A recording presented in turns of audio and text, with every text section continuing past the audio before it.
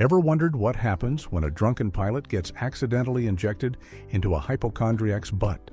Innerspace wasn't just a box office underperformer that won an Oscar. It's a film where body cells were made of Jello. The cinematographer played a major role, and the lead couple's on-set romance led to a real-life marriage and messy divorce. From bizarre casting choices involving Arnold Schwarzenegger and Michael J. Fox to hidden Looney Tunes sound effects, this 1987 sci-fi comedy is packed with surprises. Here are 15 weird facts you didn't know about Innerspace. Fact 1. Jello cells and Mattel slime. When you watch Innerspace and see Dennis Quaid's tiny submersible pod navigating through what looks like a realistic human body, you might assume those glistening cells and organic tissues were created using cutting-edge special effects technology from 1987. The truth is much stranger and more delicious. According to Peter Curran, the special effects supervisor on the film, all of those realistic-looking human cells floating around outside the pod were actually made from Jello. The Industrial Light and Magic team, led by visual effects legend Dennis Muren, needed to create convincing biological environments on a tight schedule, and they discovered that ordinary gelatin dessert was the perfect material to mimic the appearance of fat cells and other tissues inside the human body. The production team molded the Jello into various cellular shapes and sizes, creating what would become the Academy Award-winning visual effects that made audiences feel like they were genuinely traveling through someone's bloodstream. But the sticky situation didn't stop there. The crew also acquired a 55-gallon tub of rejected slime from the Mattel toy company to use for general set dressing, adding to the gooey organic atmosphere of the interior body scenes. Cinematographer John Fante, who worked on these miniature effects sequences, explained the time pressure they faced when he said they had to shoot quickly before it all oozed away. The Jello and slime couldn't hold their shape indefinitely under the hot studio lights, which meant the effects team had to work fast and efficiently to capture the footage they needed. This unconventional approach to special effects led to what one crew member described as an inevitable Jello fight at the end of the shoot, as the cast and crew found creative ways to dispose of all that gelatin. The decision to use practical, edible materials instead of more complex synthetic substances not only saved time and money, but also created a uniquely tactile and believable inner body environment that still holds up remarkably well almost 40 years later, proving that sometimes the simplest solutions produce the most effective results. Fact 2. Michael J. Fox almost starred. Before Dennis Quaid and Martin Short became the unlikely duo at the heart of Innerspace, the film almost had a completely different pair of stars that would have taken the movie in a wild direction. The original concept imagined Michael J. Fox, fresh off his massive success with Back to the Future, being miniaturized and injected inside the body of action star Arnold Schwarzenegger. This pairing would have created a stark contrast between Fox's everyman charm and Schwarzenegger's larger-than-life physique, but it never came to be. Screenwriter Jeffrey Boehm, who had previously written the acclaimed screenplay for The Dead Zone, was brought in to rewrite the original script by Chip Proser. Boehm initially turned down the project multiple times because he thought the premise of a person being miniaturized and put into someone else's body was too ridiculous.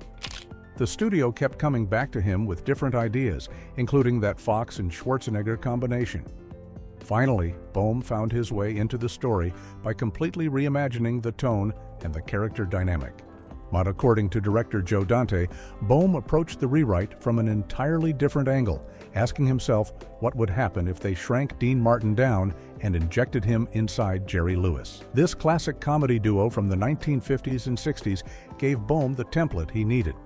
Martin was the smooth, confident ladies' man, while Lewis played the neurotic, clumsy everyman. That dynamic became the blueprint for the relationship between Tuck Pendleton and Jack Putter, even though Dennis Quaid and Martin Short would ultimately bring their own unique energy to the roles. The shift from an action-oriented concept with Fox and Schwarzenegger to a comedy pairing inspired by Martin and Lewis completely transformed what Innerspace would become. Instead of relying on action hero tropes, the film leaned into screwball comedy and the odd couple dynamic, which allowed for the humor and heart that made the movie memorable. Fact 3. The cinematographer was cast as an actor. One of the strangest casting decisions in Innerspace came from an unexpected source: executive producer Steven Spielberg himself. John Hora, who had worked as Joe Dante's cinematographer on several previous films, including Gremlins, suddenly found himself on the other side of the camera playing Dr. Ozzie Wexler, the absent-minded scientist whose death sets the entire plot in motion. This wasn't Hora's idea, and it certainly wasn't director Joe Dante's either. According to behind-the-scenes accounts, Spielberg personally suggested that Hora should play the role of the quirky professor who accidentally injects Dennis Quaid's miniaturized character into Martin Short instead of a laboratory rabbit. When Spielberg first floated this idea, both Dante and producer Michael Fennell were extremely skeptical about casting their cinematographer as an actor. After all, Hora had built his career behind the camera, not in front of it, and the role was a significant one that required the character to convey both scientific brilliance and comedic absent-mindedness before dying dramatically in a shopping mall. Despite their reservations, Spielberg insisted that they at least give Hora a screen test to see if he could pull it off. Dante and Fennell reluctantly agreed, and figuring they could politely move on to professional actors after the test proved their point. But something unexpected happened during that screen test. Hora's performance genuinely impressed both the director and producer, capturing exactly the right blend of intelligence and scattered energy the character needed. His natural awkwardness and authentic presence actually worked better than a trained actor might have brought to the role. Hora was officially cast as Dr. Ozzie Wexler, making him one of the few cinematographers to successfully cross over into acting in a major Hollywood production. The gamble paid off, as Hora's performance feels entirely believable and adds an extra layer of charm to the film's opening sequence. It's a testament to Spielberg's eye for talent that he saw something in Hora that even Dante, who had worked closely with him for years, hadn't considered. The role remains one of cinema's most unusual casting stories, where the person lighting the scenes became the person in them. Fact 4. Dennis Quaid. Did Katharine Hepburn impressions? Behind the scenes of Innerspace, Dennis Quaid developed an unusual tactic to get what he wanted from director Joe Dante, and it involved channeling one of Hollywood's most iconic actresses.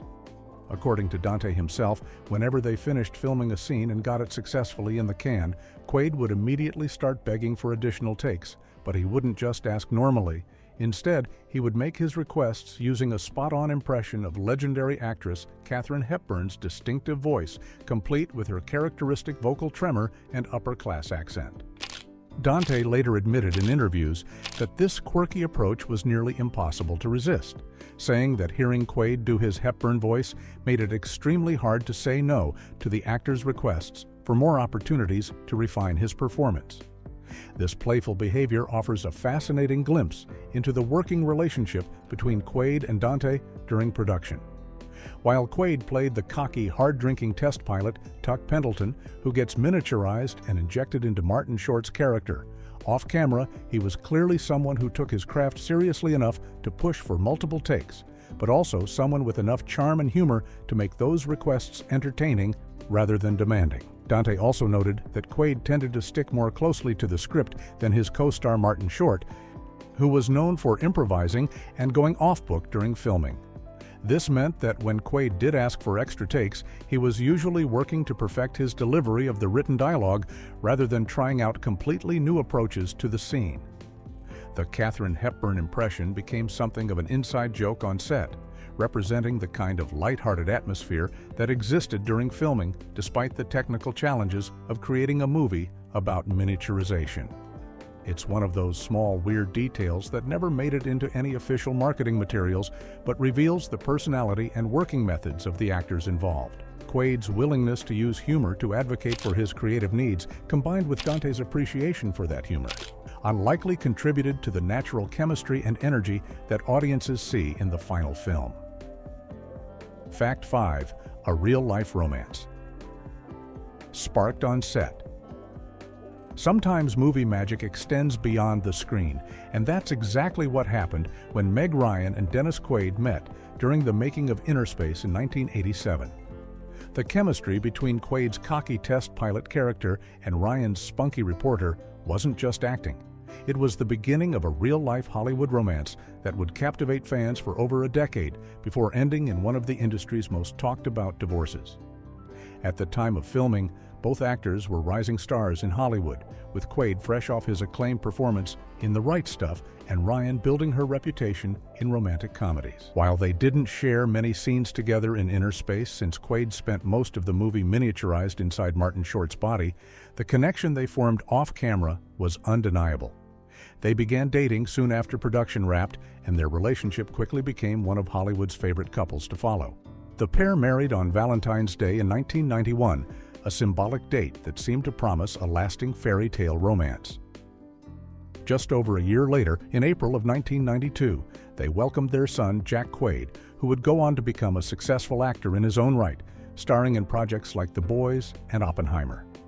They even worked together again on 2 more films, DOA in 1988 and Flesh and Bone in 1993, and appearing to have both professional chemistry and personal happiness. But by the late 1990s, cracks began to show in their marriage. The couple announced their separation in June of 2000, and their divorce was finalized in July of 2001. The split was messy and public, with tabloids focusing heavily on Ryan's on-set connection with Russell Crowe during the filming of Proof of Life. However, Ryan would later clarify in a 2008 interview that her relationship with Crowe didn't cause the breakup, revealing that Dennis had been unfaithful to her during their marriage, calling it very painful. Quaid later admitted that Ryan's skyrocketing fame had made him feel overshadowed, saying he felt like he disappeared during their marriage. For fact 6, box office flop. Despite Oscar win, Innerspace had everything going for it when it hit theaters on July 1, 1987. Steven Spielberg's name was on the poster as executive producer. Joe Dante had just come off the massive success of Gremlins, and the concept seemed like a surefire summer hit. But when the film opened on 1,603 screens across America, it pulled in a disappointing $4.7 million in its first 5 days. Warner Brothers executives were shocked by the underwhelming numbers and quickly scrambled to change their advertising strategy. The original print ads featured a giant hand with a tiny figure in the palm, but the new campaign switched to showing cheerful photos of the 3 stars, Dennis Quaid, Martin Short, and Meg Ryan, hoping that recognizable faces would draw more people to theaters. Despite the lackluster theatrical performance, Innerspace went on to earn about $95 million worldwide by the time its run ended, which sounds respectable until you remember it cost $27 million to make. In Hollywood math, a film needs to make roughly 2 to 3 times its production budget to be considered profitable, and Innerspace barely cleared that bar. The film's financial disappointment was particularly puzzling because test screenings in Sacramento in May 1987 had shown enthusiastic audience reactions, and nationwide sneak previews on 500 to 600 screens in June had also received positive responses. Adding to the film's strange legacy is the fact that just months later, in March 1988, Innerspace won the Academy Award for Best Visual Effects, beating out serious competition. The award recognized the groundbreaking work by Industrial Light and Magic's team, led by Dennis Muren, who created the stunning sequences inside the human body using miniatures, puppets, and innovative camera techniques. This made Innerspace the only film Joe Dante has ever directed to win an Oscar, yet most people at the time barely saw it in theaters. The industry was left scratching its head over how a Steven Spielberg-produced film with an Oscar-winning effects team and solid critical reviews could fail to connect with summer moviegoers. Fact 7. Terrible marketing. Doom the film Innerspace had everything going for it when it hit theaters on July 1, 1987. Steven Spielberg's name was attached as executive producer. Joe Dante had just come off the massive success of Gremlins, and the movie featured cutting-edge special effects from Industrial Light and Magic. Test audiences in Sacramento loved it, and sneak previews on 500 to 600 screens nationwide showed that people were genuinely happy with the film. But when it opened on over 1,600 screens, something went horribly wrong.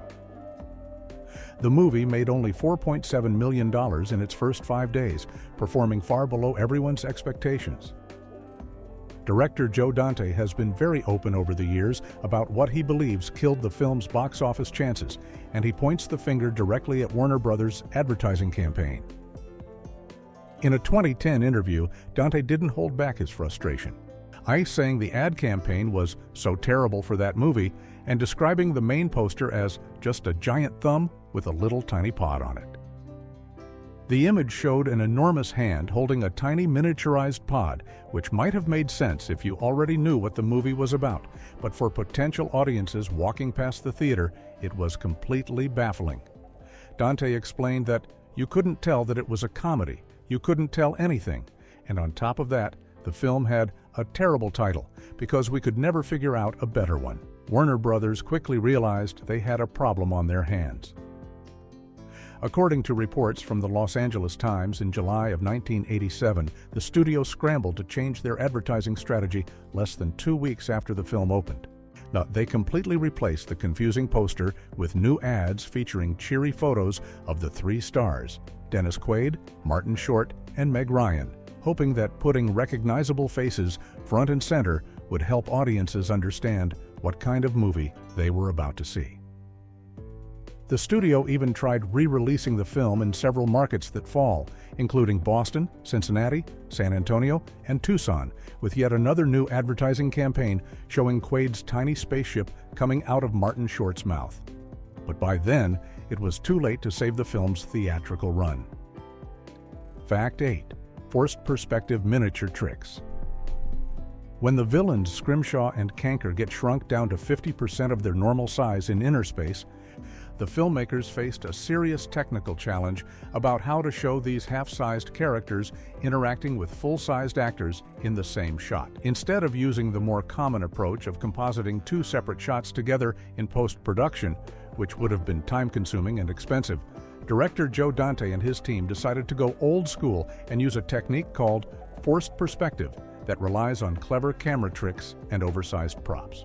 For the car scene where the shrunken villains appear alongside normal-sized characters, the crew built the rear portion of the car at twice its normal size and positioned it about 20 feet away from the camera. They also created half-sized prosthetic hands and double-sized prosthetic heads that the actors could use during filming.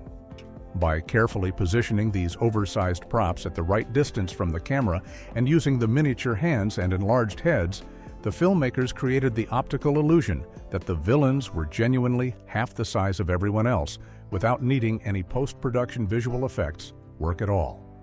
This method allowed the shots to be completed much faster since everything was captured in camera during the actual filming. The most challenging sequence using this forced perspective technique came at the very end of the movie with the suitcase scene.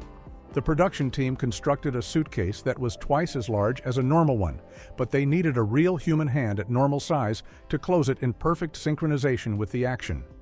The hand had to be positioned much closer to the camera to appear normal-sized, while the oversized suitcase sat further back. Getting the timing exactly right between the hand movement and the suitcase closing proved incredibly difficult. The crew had to shoot this single shot 20 times before they finally achieved the perfect take where everything lined up seamlessly, and the illusion worked flawlessly. This practical effects approach showcased the ingenuity and patience required in 1980s filmmaking before computer-generated imagery became the standard solution for these kinds of visual effects challenges. Fact 9. Hidden Mel Blanc hiccup. Easter egg director Joe Dante has always been known for sneaking clever references to classic Warner Brothers cartoons into his films, and Innerspace is no exception. During one particular scene where Martin Short's character Jack walks to the mirror so that Dennis Quaid's miniaturized pilot Tuck Pendleton can get a look at his face, audiences with sharp ears might notice something oddly familiar about the hiccup sound that plays. That's because the hiccup was actually recorded by legendary voice actor Mel Blanc decades earlier and had been used in various Warner Brothers cartoons throughout the years. Mel Blanc, often called the Man of a Thousand Voices, was the genius behind Bugs Bunny, Daffy Duck, Porky Pig, and countless other beloved cartoon characters. He also created a library of sound effects that Warner Brothers Animation used repeatedly, and that distinctive hiccup became one of his signature contributions. By the time Innerspace was released in 1987, that same hiccup had appeared in numerous Looney Tunes shorts, making it instantly recognizable to animation fans who grew up watching those cartoons. This wasn't just a random choice or an accident.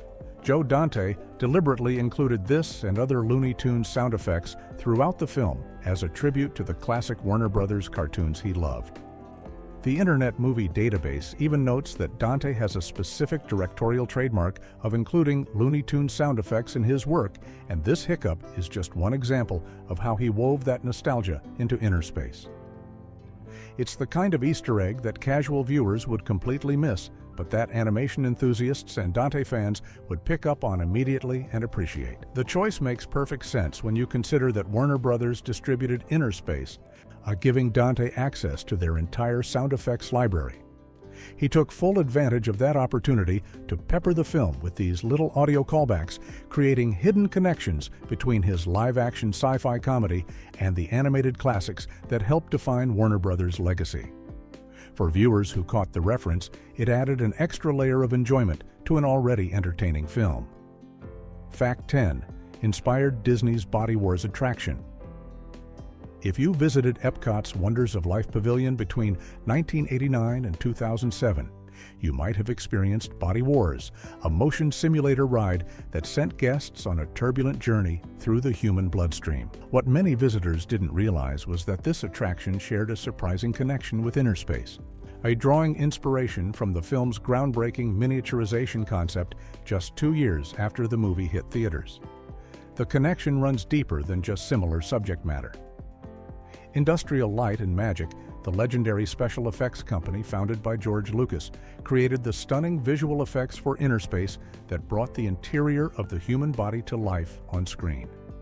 The same team at ILM was involved in developing visual elements and technical expertise that helped bring Disney's Body Wars to fruition. The attraction essentially took the core premise of traveling inside a human body at microscopic scale and transformed it into an immersive theme park experience. Body Wars opened on October 19, 1989, as part of the Wonders of Life Pavilion, and it bore striking similarities to both Innerspace and the classic 1966 film Fantastic Voyage. The ride used motion simulator technology similar to Star Tours, but instead of traveling through space, guests boarded a body probe vehicle that was supposedly miniaturized to the size of a pinpoint and injected into a human test subject.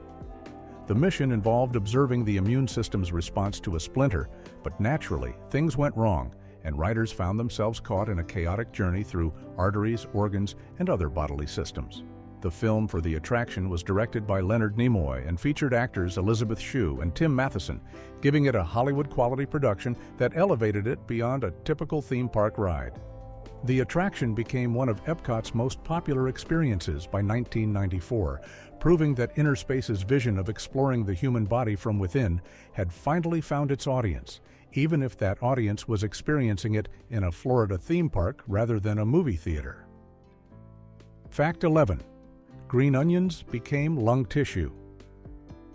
When you watch Innerspace and see the miniaturized pod floating through the human body, you're actually looking at vegetables and other everyday kitchen items transformed into biological wonders. Bill George, the model shop supervisor at Industrial Light and Magic, revealed one of the film's most creative secrets. The delicate villi inside the lungs that appear on screen were made from green onions. The decision to use organic materials came from a very specific creative choice by the visual effects team. They had studied the 1966 classic Fantastic Voyage, which featured its own journey through the human body. But they wanted Innerspace to look completely different. In Fantastic Voyage, the filmmakers had given the cell walls a stained, clinical appearance that felt very medical and cold. The ILM team working on Innerspace wanted something much more pleasant and visually appealing for audiences, so they turned to nature itself for inspiration. Green onions turned out to be the perfect stand-in for lung villi because of their natural feathery texture and the way they could be arranged to create that delicate, branching structure you'd find in actual lung tissue. But the green onions were just one part of a larger strategy of using organic materials throughout the body sequences. The team experimented with various vegetables and other natural items to see what would photograph well and create the right organic feel they were going for. This approach required the crew to work quickly during filming because, as cameraman John Fante explained at the time, they had to shoot before everything oozed away or wilted under the hot studio lights. The practical nature of using real organic materials added an authentic texture and movement to the scenes that would have been incredibly difficult to achieve with purely artificial props. It's one of those behind-the-scenes details that makes you look at the film completely differently, knowing that what appears to be high-tech movie magic was actually achieved with produce from the grocery store. Fact 12. Rob Bottin's practical face transformation. One of the most technically impressive moments in Innerspace happens when Martin Short's character Jack needs to impersonate a dangerous black market weapons dealer known as the Cowboy, played by Robert Picardo. To pull off this deception, Dennis Quaid's miniaturized character Tuck uses his experimental pod to electrically stimulate Jack's facial nerves from the inside, causing his face to physically morph into the cowboy's appearance. What makes this scene truly remarkable is that it was accomplished entirely through practical makeup effects created by legendary special effects artist Rob Bottin, without a single frame of computer-generated imagery. Rob Bottin was already famous in Hollywood for creating some of the most groundbreaking practical effects in cinema history. Particularly his work on John Carpenter's The Thing in 1982, where he worked 7 days a week for over a year and literally hospitalized himself from exhaustion creating the film's grotesque creature effects.